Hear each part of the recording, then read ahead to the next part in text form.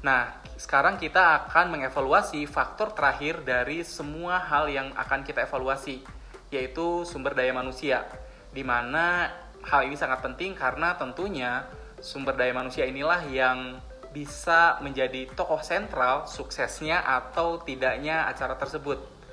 Jadi, salah satu cara paling mudah adalah dengan mengajukan pertanyaan-pertanyaan tentunya. Apakah job desk yang kita buat di awal itu sudah sesuai? Atau jangan-jangan ketika kita lakukan pada pelaksanaannya ada yang tumpang tindih? Apakah jalur komandonya sudah jelas? Atau jangan-jangan mereka terlalu fokus ke job desk-nya sehingga tidak mau membantu rekannya yang lain? Dan tentunya hal-hal seperti ini perlu didapatkan keseimbangan supaya tidak ada konflik yang tidak perlu yang terjadi di dalam kepanitiaan tersebut. Salah satu faktor juga yang biasanya bisa kita evaluasi adalah apakah teman-teman dari panitia internalnya gitu ya, panitia intinya, itu ada perbedaan kinerja nggak dengan teman-teman yang kita rekrut. Jangan-jangan kita rekrut lebih rajin, jangan-jangan. Kalau iya, kenapa? Itu bisa jadi salah satu sudut pandang yang bisa menghasilkan laporan evaluasi yang jauh lebih kaya. Lalu yang berikutnya juga, apakah teman-teman yang dibayar secara profesional, apakah ada perbedaan nggak ya dengan teman-teman yang bertindak sebagai relawan? Mungkin di situ kita juga bisa, dari evaluasi tersebut, bisa menentukan ke depannya job desk yang lebih cocok dengan orang-orang di berbagai kategori tersebut itu bagusnya yang kayak gimana sih?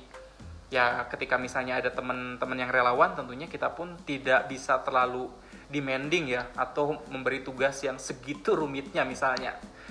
Nah, jadi nih, setelah kita membahas berbagai sudut pandang dari sumber daya manusia tersebut, salah satu yang paling penting yang harus kita lakukan biasanya adalah refleksi. Refleksi dari masing-masing orang yang terlibat di dalam acara tersebut. Acara ini kira-kira ada positifnya nggak sih?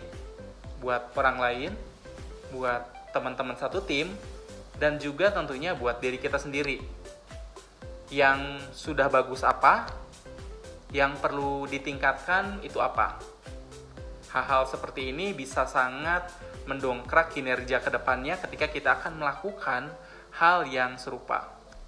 Nah, tadi kan sudah ada tuh ya beberapa hal yang memang harus kita evaluasi. Kita sudah mengevaluasi dari keuangannya, operasionalnya, sumber daya manusianya. Mungkin teman-teman agak bingung, ini buat apa sih sebetulnya dievaluasi segala? Oh, udah selesai lah.